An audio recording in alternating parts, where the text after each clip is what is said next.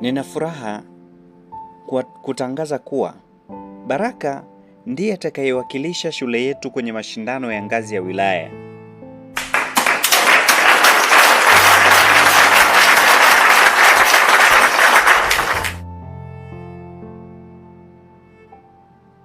Mwalimu na wanafunzi wenzangu, asanteni. Naahidi nitaiwakilisha shule yetu kwa juhudi zote.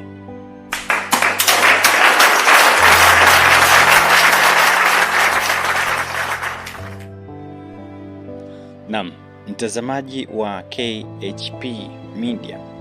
Na hivyo ndivyo tunavyoianza episodi ya 8 ya matunda ya maamuzi. Siku baada ya siku, jina la Baraka lilianza kujulikana. Kila aliyemuona aliona kipaji kikubwa ndani yake. Na sasa, karibu tuendelee katika episodi ya 8 ya matunda ya maamuzi. Mwanangu, najivunia sana juhudi zako kwa kweli katika masomo yako. Mama, usijali.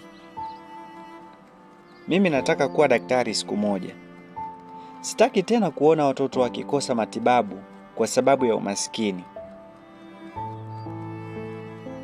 Mungu akubariki mwanangu.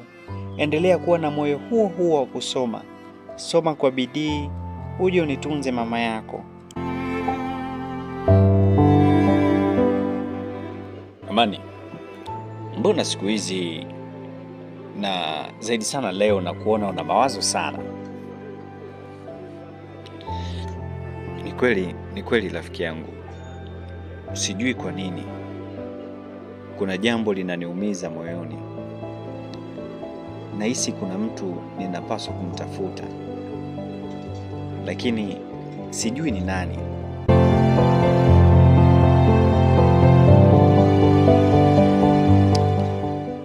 Wakati mwingine dhamiri huongea pale unapojaribu kuisahau.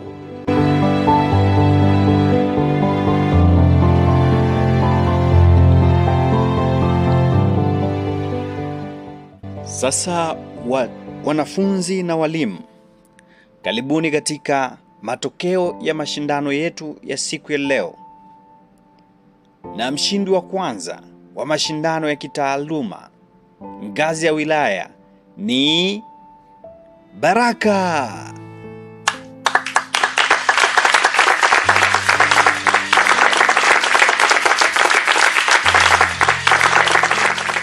Wow, nilijua utaweza Baraka. Mwalimu, usijali. Huu ni mwanzo tu mwalimu.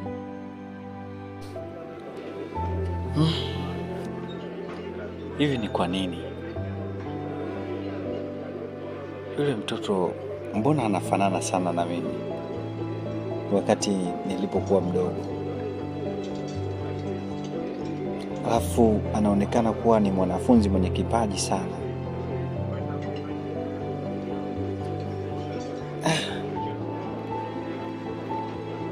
Ni nini hiki? Mbona sielewi?